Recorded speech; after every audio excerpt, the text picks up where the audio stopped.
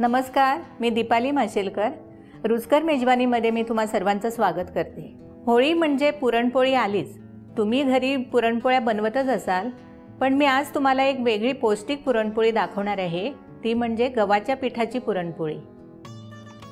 चला तर मग आपण त्यासाठी ही मी पाव किलो चणा डाळ घेतली आहे आणि जरा अर्धा तास भिजत ठेवलेली होती. तर त्याच्यात 1 कप मी पाणी घातलंय आणि आता आपल्याला ती कुकरमधून शिजवून घ्यायची.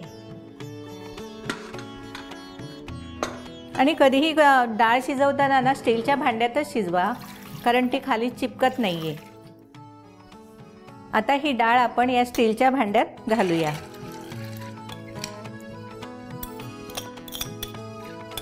आता आपण ह्यात ही अर्धा टीस्पून हळद घालतोय.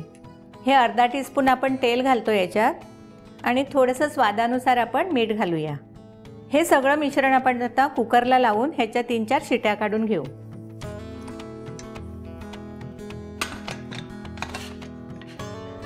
गॅस चालू करते मी. डाळ शिजेपर्यंत आपण आता पीठ मळायला घेऊया. तर पहिल्यांदा मी ही चाळणी घेते. हे मी पाव किलो गव्हाचं पीठ घेतलं आहे आणि जेवढी डाळ घेतली तेवढंच पीठ घ्यायचं. तर त्याप्रमाणे हे पीठ मी पाव किलो घेतलं आहे आणि थोडासा मी ह्याच्यात मैदा टाकते, 1.5 टेबलस्पून. हे सगळं आपण चाळून घेऊया.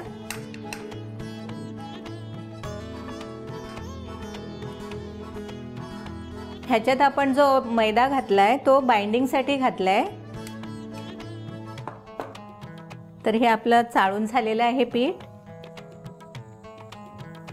थोडी मी ही हळद टाकते चिमूटभर. हे खरं ऑप्शनल आहे, तुम्हाला पाहिजे तर तुम्ही घालू शकता, पण थोडासा कलर येतो म्हणून हळद पावडर टाकते.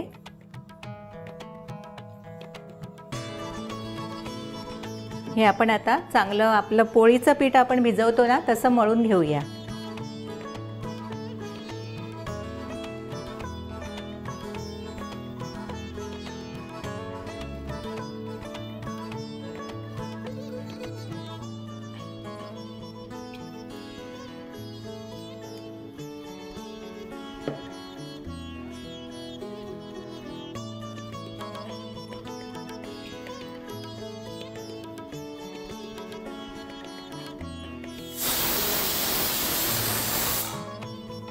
आता आपल्या 4 शिट्या झालेल्या आहेत. तर आता गॅस बंद करू आपण.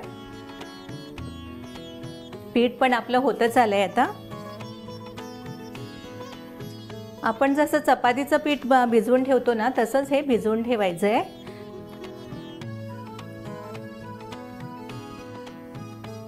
आता आपलं पीठ मळून झालेलं आहे. तर हे मी आता बोलमध्ये ठेवून 1 तासासाठी झाकून ठेवायचंय आपल्याला.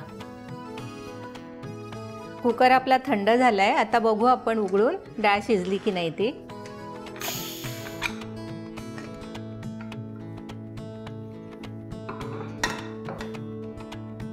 एकदम छान शिजलेली आहे डाळ. तर आता आपण ती काढून घेऊ. ह्या चाळणीत ओतून घेऊया ही, म्हणजे त्यातलं पाणी सगळं निथळून जाईल. पाणी सगळं निथळलेलं आहे. तर आता आपण पुढच्या कृतीकडे वळूया. डाळ आपली चांगली शिजली आहे आणि पाणी पण एवढं निथळलेलं नाही. पण एखाद्या वेळ पाणी जास्ती असेल तर तुम्ही कटाची आमटी बनवू शकता. त्या रेसिपीची लिंक तुम्हाला खाली दिलेलीच आहे. आता ही शिजलेली डाळ आम्ही सॉसपॅनमध्ये मी घेते. हा मी तेवढाच गूळ घेतलेला आहे चिरलेला. तर हा पण आपण डाळीत टाकू. ही थोडी पाववाटीपेक्षा कमी थोडी साखर घेतलेली आहे, ती पण आपण घालूया. आणि आता गॅस चालू करते. साखर घातल्याने पुरणपोळीला एक वेगळीच चव येते आणि म्हणून साखर घालायची असते. आणि आता थोडीशी मी अर्धा टीस्पून वेलची पावडर टाकते आणि त्यात थोडीशी जायफळ पावडर पण मी टाकलेली आहे.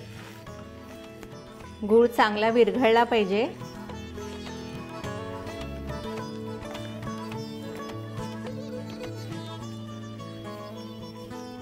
आपलं पुरण आता तयार होत आलंय.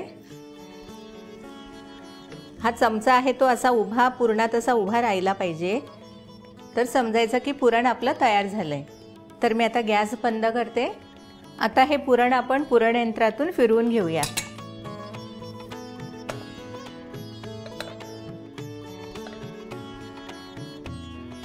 तुमच्याकडे जर हे पुरण यंत्र नसेल तर तुम्ही मिक्सरमधून हे काढू शकता.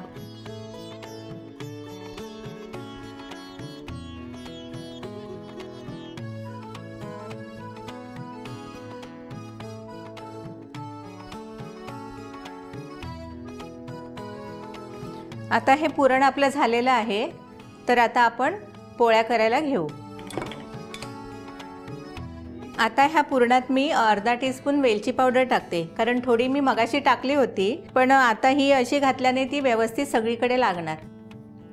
आणि ह्याच्यात जायफळ पावडर पण मी मिक्स केलेली आहे. आता आपलं हे पुरण झालेलं आहे, तर आता आपण पोळी करायला घेऊ. आता हे जे आपण 1 तासासाठी पीठ ठेवलेलं होतं मळून, ते आपण परत मळायला घेऊया. आणि त्याकरता हे पाववाटी मी तेल घेतलंय, थोडं पाव टीस्पून मी ह्याच्यात मीठ घालते आणि थोडंसं आपण पाणी घेऊया. हे चांगलं आपण मिक्स करून घेऊ आणि थोडं थोडं हे वापरून आपण हे पीठ मळून घेऊया.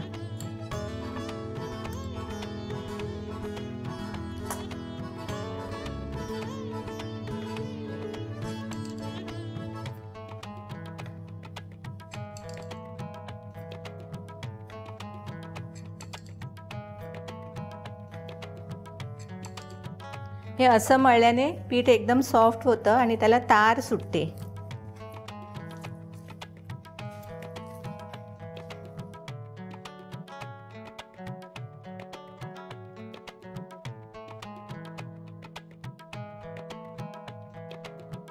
हे पीठ आपलं असं सॉफ्ट झालं पाहिजे, असं ताणलं की हे तुटलं नाही पाहिजे, म्हणजे समजायचं की हे आपलं पीठ तयार आहे.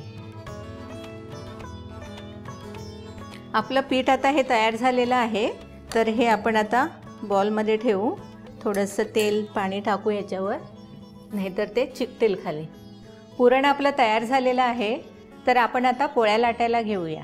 त्यासाठी मी ही तांदळाची पिठी घेतलेली आहे, तर त्याच्यावर लाटल्याने पोळी चांगली लाटली जाते. तर आधी आपण हे गोळे करून घेऊ.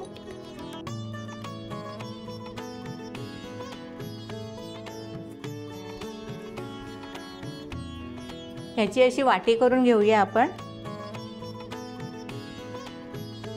आणि ह्याच्यापेक्षा जरा मोठा आपण पुरणाचा गोळा करून घेऊ.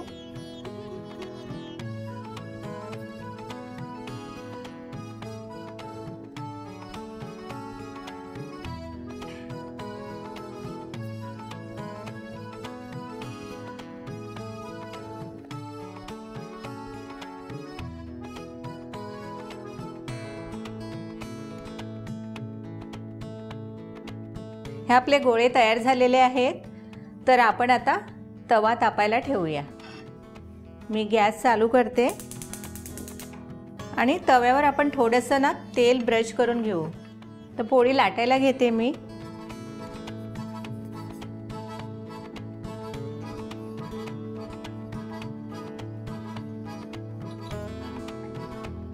ही अशी परतवून घेतली मी पोळी, कारण परतवल्याने सगळीकडे पुरण पसरलं जातं. ही पोळी तुम्ही एकदम हलक्या हाताने लाटून घ्या. ही पोळी आपली लाटून झालेली आहे, तर आता ही भाजून घेऊया.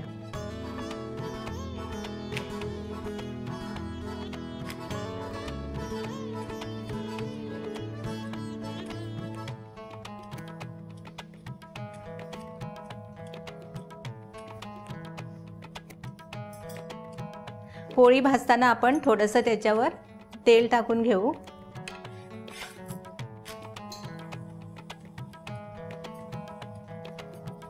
दोन्ही बाजूनी तेल टाकून घेऊया. आणि आता आपली पोळी झालेली आहे, ही आपण फोल्ड करून घेऊ.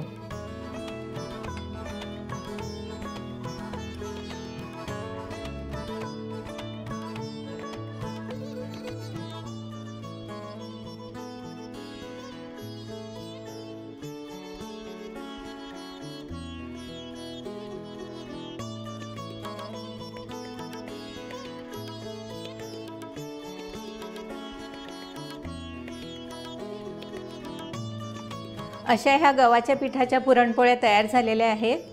ह्या होळीला तुम्ही नक्की ह्या गव्हाच्या पुरणपोळ्या ट्राय करा. आणि होळीच्या तुम्हाला खूप खूप शुभेच्छा. रुचकर मेजवानीला तुम्ही सबस्क्राईब करा.